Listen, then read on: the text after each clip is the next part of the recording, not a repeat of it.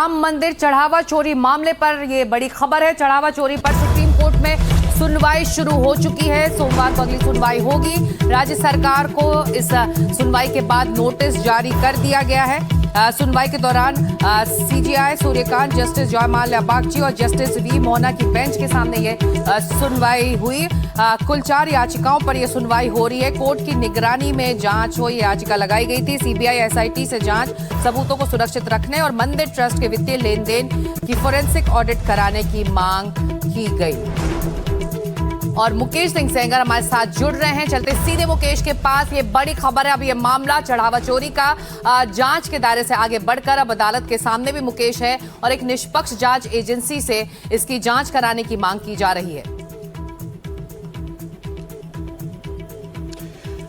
देखिए, बिल्कुल supreme court से ये बहुत बड़ी खबर है। सुप्रीम कोर्ट ने राज्य सरकार और केंद्र सरकार को इस मामले में नोटिस जारी कर दिया है और अगले सोमवार को इस मामले में सुनवाई होगी।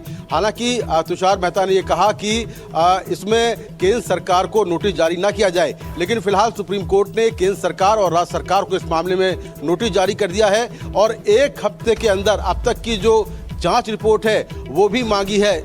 1 हफ्ते के अंदर वो रिपोर्ट भी देनी होगी। इस पूरे मामले को लेकर अलग अलग 4 याचिकाएं सुप्रीम कोर्ट में दाखिल हुई थी।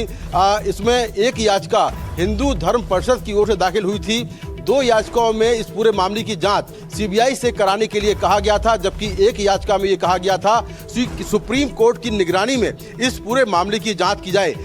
4थी याचिका में ये कहा गया था कि एसआईटी इस पूरे मामले की जांच करे और साथ में जो राम मंदिर ट्रस्ट की जो वित्तीय अनियमितताएं वहां पर हैं उसका फॉरेंसिक ऑडिट भी कराया जाए, ये भी याचिका में मांग की गई थी।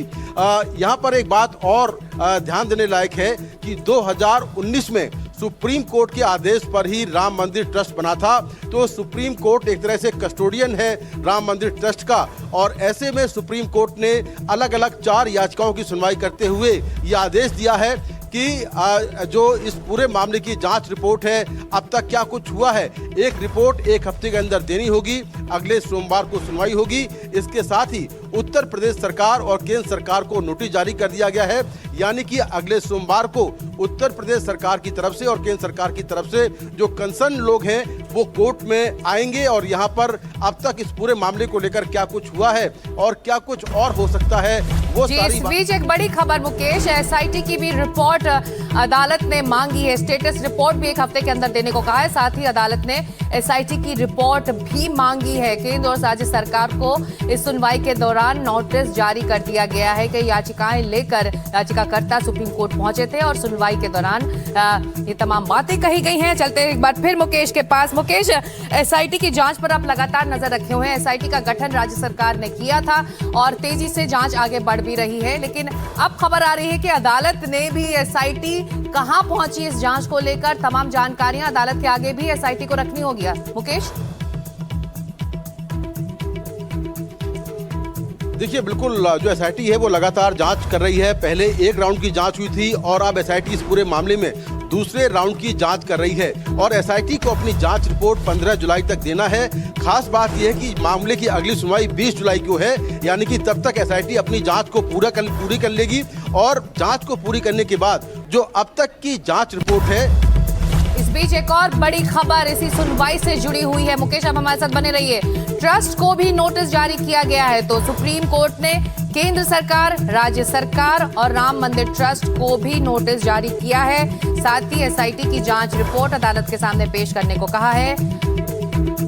और इस बीच बड़ी खबर, ट्रस्ट और राज्य सरकार को नोटिस जारी किया गया है। हम इसमें माफी चाहते हैं और ये अदालत की तरफ से अब नोटिस जो जारी हुआ है, जो पूरी जानकारी अब बाहर आई है, उसके मुताबिक राज्य सरकार को नोटिस जारी हुआ है और राम मंदिर ट्रस्ट को नोटिस जारी हुआ है और 1 हफ्ते में स्टेटस रिपोर्ट देना है। साथ ही एसआईटी की जो रिपोर्ट है उसे अदालत में पेश करना है।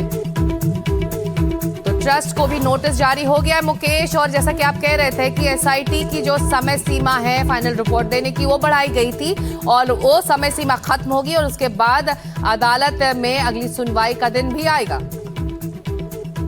सर प्लीज देखिए, मेरे साथ जो याचिकाकर्ता है वो मेरे साथ में आ गए हैं। सर ये बताइए कोर्ट में क्या कुछ हुआ? सर क्या नाम है आपका? Ajay Kumara, we are the petitioner in person with Dinesh Kumar Yadav. जी जी सर, कोर्ट में क्या हुआ? आपने पिटीशन फाइल की थी, कोर्ट ने क्या आदेश दिया? Court has heard the matter and directed status report to be filed in the matter by SIT and also status of the ongoing investigation by the police. And more detail would be known after the order is uploaded on the website. In the CBI जांच की जो मांग थी उसको लेकर क्या कुछ हुआ है?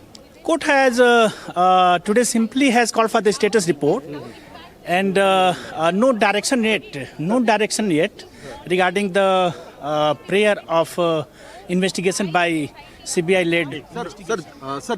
ये दिनेश यादव जी हैं, एक और पिटिशनर हैं। सर कोर्ट में क्या कुछ हुआ? आपकी जो पिटीशन थी उसमें आपने क्या डिमांड रखी थी? देखिए, कोर्ट ने स्टेटस रिपोर्ट मांगा है सरकार से और सोसाइटी से कि इसमें क्या चल रहा है, और अगली डेट मेंशन की गई है मंडे को, अपकमिंग मंडे। नोटिस किस किस को जारी किया गया है?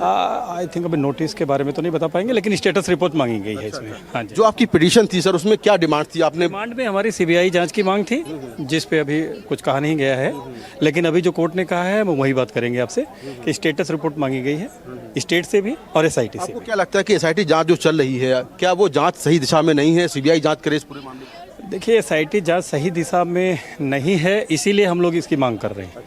हाँ, क्योंकि एक स्वतंत्र संस्था से अगर जांच होगी तो अच्छे तरीके से हो सकती है।